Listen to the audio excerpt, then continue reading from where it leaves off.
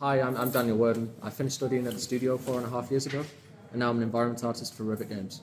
As an environment artist, I'm responsible for making all of the visual information or visual models seen throughout the game. So I'm currently working on Train Simulator World 4, working on some of the DLC content, some of the stuff that hasn't been announced yet.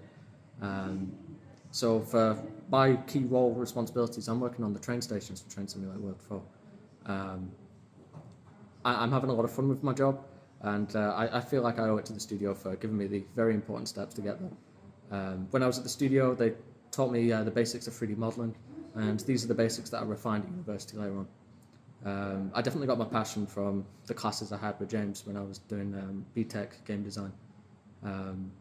I know his course is an awful lot more intense now than it was when I did it, but I reckon it's just as fun.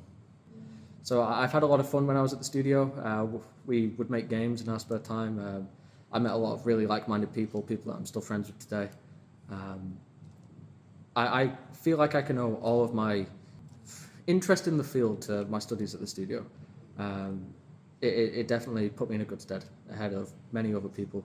A lot of people would just jump into university and start learning for the first time, but I already had the fundamentals and maybe a couple of years ahead of everyone else.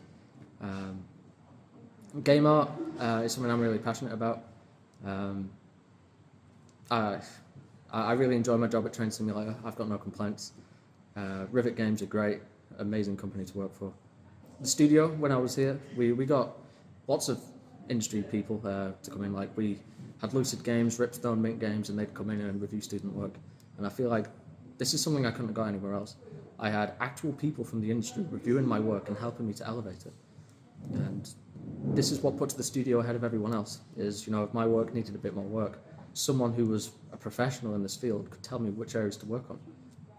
This is something I didn't get too much of when I was at university, and it's something I wish my university had definitely covered a bit more of, but having it at the studio when I was 15, 16, going on to 18, it definitely made me improve as an artist, as well as having some really good teachers. James, the guy in charge of the game design course, he's great, and he'll definitely put anyone ahead. If they've got a bit of potential, he'll help shove them into that area.